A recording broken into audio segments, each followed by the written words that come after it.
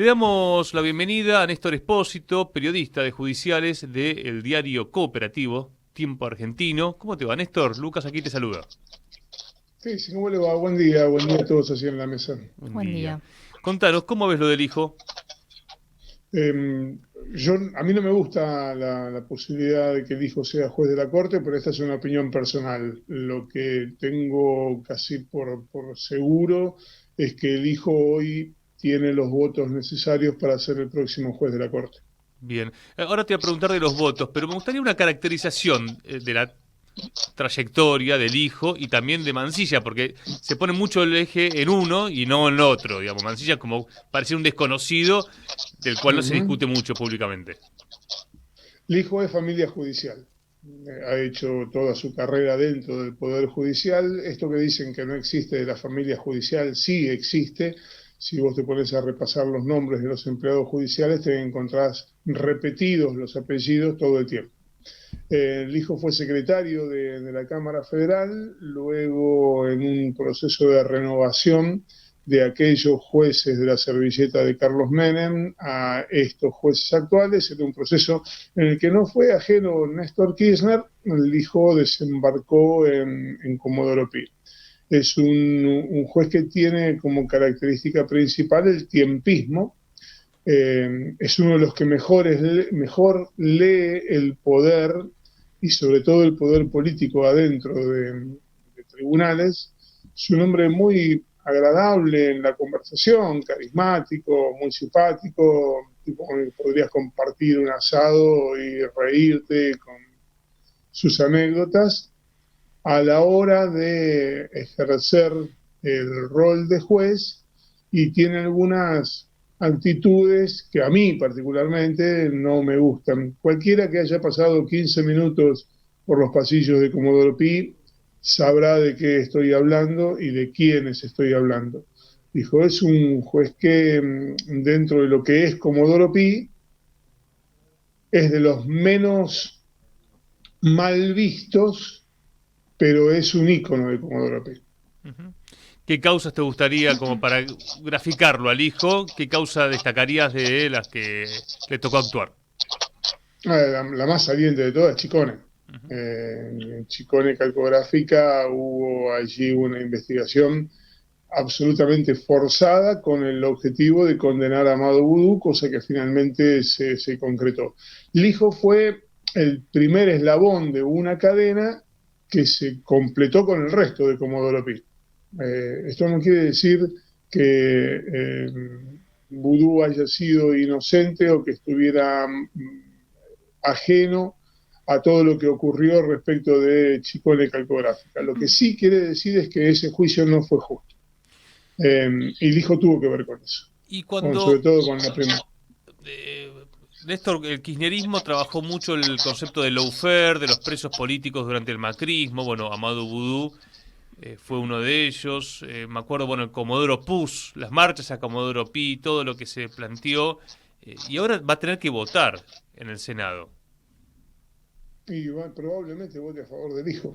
Es muy probable que vote a favor del hijo. De cualquier manera, déjame hacer una digresión, A ver. porque el lawfare es una creación reciente en la justicia argentina, que es amañar una causa para meter preso a alguien. El hijo no fue estrictamente eso en la gran concepción de su actividad. Sí tuvo ese tiempismo del que hablaba hace un momento para dormir algunas causas, acelerar otras, exponer algunas, cajonear alguna otra. Por ejemplo, el hijo tiene la causa penal por el correo argentino. Ahí hay una causa que tiene que ver con lo comercial, lo que la empresa Correo Argentino, sociedad anónima, propiedad de la familia de Mauricio Macri, no pagó como canon. Esa es la causa comercial. Pero muchos olvidan que durante el gobierno de Mauricio Macri propició e incluso había aceptado un acuerdo en el que le condonaba a la empresa de su familia el 98 y pico por ciento de esa deuda reclamada en sede comercial. y que ese acuerdo estuvo a punto de firmarse y que lo evitó una fiscal que se llama Gabriela Boquín. Sí. Por esa situación hay una causa penal. Esa causa penal la tiene Ariel Lijo. Esa causa penal avanza con la velocidad de una tortuga anciana con artritis. Con respecto a los votos del kirchnerismo que vos decís que van a estar, de Unión por la Patria, ¿cuáles serían las razones? ¿Qué explicación le da? Porque le preguntó el diario El País a Máximo Kirchner, dio una respuesta, una evasiva, dijo, primero yo soy diputado, lo cual es cierto, él no va a votar, pero debe tener información. Vos decís, seguramente se vote el pliego de ambos jueces. ¿Qué razones, si sabemos que va a pasar, por dónde encontrás la explicación? Si tengo 40 segundos, te hago una explicación un poquito más amplia de Sí, cómo es el tenés tema, tiempo. porque es complejo para entenderlo. Para entender lo que está pasando con Lijo hay que entender la interna de la Corte. En la interna de la Corte hay una troika dominante que está integrada por Rosati, Rosenkrantz y Maqueda. Esos tres jueces son los que hoy son lo que sería el equiparable a la mayoría automática en el gobierno de Carlos Menem, nada más que estos no responden acríticamente a un gobierno. Siempre el Poder Judicial se preserva y funciona en función de sí mismo. Lo primero que hace es pensar en sí mismo, qué me conviene a mí, y después de ahí acomoda qué es lo que hace respecto de los fallos. Esa troika dominante desplazó al hombre que ejerció el poder en la Corte durante 11 años, que es Ricardo Lorenzetti, que desde entonces está con la sangre en el ojo. Lorenzetti tiene como objetivo volver a la presidencia de la Corte, recuperar ese poder. Lo intentó en la elección anterior, en la que terminó elegido Rosati, y lo intentó negociando, entre otros, con una parte del kirchnerismo. Ahora se reflotó esa suerte de acuerdo y para cambiar la mayoría de la Corte hacen falta que los dos jueces que van a entrar, uno por vacante y otro por la vacante de Maqueda que se va a producir a fin de año, que esos dos le garanticen los 3 votos a Lorenzetti para ser juez de la Corte, el presidente de la Corte. Entonces hay que entender que ese es el contexto. Lijo es un hombre de Lorenzetti, García Mansilla es un hombre de la Libertad Avanza. En esa alianza, Lorenzetti imagina que ahí están los 3 votos, sumando el suyo propio, y probablemente convenciendo a los demás de que esa va a ser la futura presidencia de la Corte. Lijo es un hombre de Lorenzetti. Lorenzetti, ya dijimos que había tenido conversaciones con el macrismo y con el kirchnerismo en la elección anterior del presidente de la Corte. Reflotó esos contactos, tiene emisarios que llegan a la periferia del kirchnerismo y es con ellos con los que está dialogando para conseguir esa suerte de mayoría que le permita sumar a 2 propios que lo vuelvan a ungir como presidente de la Corte. Qué complejo en la cúpula del Palacio Judicial entender qué intereses representa cada quien, ¿no? Sí, básicamente, para entender cómo funciona el Poder Judicial tenés que pensar siempre, absolutamente siempre, que los intereses que representan son los propios. El Poder Judicial en lo primero que piensa es en qué nos conviene a nosotros, como plural majestático, es decir, como corporación, pero también como individuos. ¿Qué me conviene a mí? ¿Qué nos conviene a nosotros? Y a partir de eso elaboran la estrategia de cómo relacionarse con el poder. Néstor, buen día, que te saluda Leila. Vos ahí nombrabas, bueno, a Mauricio Macri, sabemos la relación que tenía muy estrecha con el poder de Comodoro Pi, que seguramente sigue teniendo. Y también sabemos cómo fue el proceso entre el Poder Judicial y el kirchnerismo, ¿no? Esa relación. Ahora, con este gobierno, ¿cómo analizás el ida y vuelta que hay? Porque es un espacio relativamente nuevo el de Javier Milei, si bien, bueno, tiene muchas terminales en el macrismo, pero ¿cuál es la relación con el Poder Judicial? Y sobre todo te pregunto, porque, bueno, hoy lo que estamos viendo es el fallo, ¿no?, que le ordena al gobierno, por ejemplo, distribuir la comida que tiene acopiada en galpones, que molestó muchísimo al gobierno y que de hecho va a apelar ese fallo.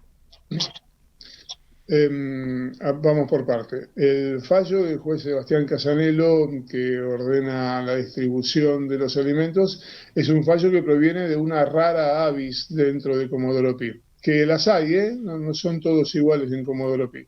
Pero digamos, en la primera instancia, Casanelo, en menor medida Daniel Rafeca, son bichos que no entonan del todo con lo que es la escenografía general. También los hay en la Cámara Federal, Roberto Boico es un muy buen juez, también los hay en la Cámara de Casación, Alejandro Slócar y Ángela Ledesma son muy buenos jueces. Hay bichos raros que pueden sacar fallos de este tipo, que sacó Casanelo ayer, que decís, bueno, mira, hay alguien que está pensando con sentido común. Dicho esto, desde el Poder Judicial, desde el establishment del Poder Judicial, hay muchos más gestos hacia el gobierno que los que el gobierno devuelve al Poder Judicial. Ejemplo claro. La Corte Suprema le ha hecho un favor enorme a la gobernabilidad de Javier Milei, consintiéndole que la perdurabilidad del DNU 7023. Cuando le llegaron 2 acciones para decir el DNU completo, todo, es inconstitucional, la Corte lo que hizo fue despedazarlo tipo Tupac Amaru, es decir, bueno, no lo vamos a tratar todo junto porque no tenemos un caso que involucre a todas las cuestiones del DNU, vengan de a uno, entonces venga el capítulo laboral por un lado, vengan las prepagas por el otro, venga la ley de tierras por el otro, y así lo que hizo fue atomizarlo. Como eso genera que cada causa lleve su tiempo, el conjunto del DNU sigue vigente. Claro. Hoy, en este momento, cuando estamos hablando, el DNU está vigente, salvo en algunos capítulos en particular, pero el DNU en su mayoría está vigente. Eso es una obra de la Corte Suprema. Ese fue un gesto de la Corte hacia el gobierno. Del gobierno hacia la Corte, hacia el Poder Judicial, no hay tantas respuestas. Mariano Cuño Libarona no es un hombre que tenga fluida llegada a Comodoro Pi en especial. Ha tenido un trabajo de lobby para que salieran los pliegos de muchos jueces de primera y segunda instancia de tribunales inferiores. Es ahí donde hay que hacer base para tener un poder judicial amable con la gestión que está en marcha. Ese trabajo lo hizo, todavía no está del todo concretado, pero lo cierto es que cuando hablas con gente del gobierno te dicen, a Milei solo le interesa la economía, lo que pase en el resto, con la justicia incluida, no le importa demasiado.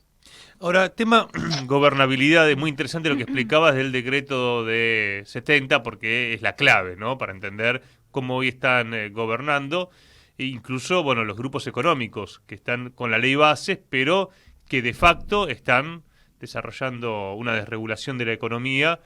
En la discusión, Lorenzetti, digamos, que hizo una crítica muy fuerte el otro día, la escribió, me decía un compañero que también está en el Poder Judicial, me decía, esto es histórico lo que planteó Lorenzetti, nunca hubo una crítica tan fuerte a cómo se están manejando las cosas dentro de la Corte. Uno entiende que también ahí se está discutiendo, así como, no sé, Guillermo Moreno cada 2x3 en la televisión dice, esto se termina, ahora va a haber un proceso de transición, es decir, esto de que Milei no termina el mandato, algunos lo dicen públicamente como Moreno. Uno entiende que eso también es parte del debate de el Tribunal Superior, porque podría tener un protagonismo, lo ha tenido en otras épocas de la Argentina. 2 cosas. Es cierto lo de Lorenzetti, pero no deja de ser un puterío interno. Es cierto que hay una crítica tremenda, feroz, pero lo que hace es desnudar la propia interna de la Corte. No va más allá de eso. Es gravísimo lo que pasó, pero no deja de ser un puterío interno. Respecto de lo otro, vamos a imaginar un escenario hipotético en el que Lorenzetti vuelve a ser presidente de la Corte y están sentados a su lado García Mansilla y Lijo, y que están ellos alineados con lo que decide el gobierno. Yo te decía antes que el Poder Judicial siempre piensa primero en su propio interés y después en el interés general. Lo van a acompañar hasta la puerta del cementerio, pero al cementerio va a entrar solo. En el caso de que esto estalle por los aires, el Poder Judicial va a acompañar a este presidente y al que fuere hasta la puerta del cementerio. Pero al cementerio el presidente entra solo. Muy claro. Gracias, Néstor. Te mandamos un fuerte abrazo. Un abrazo grande.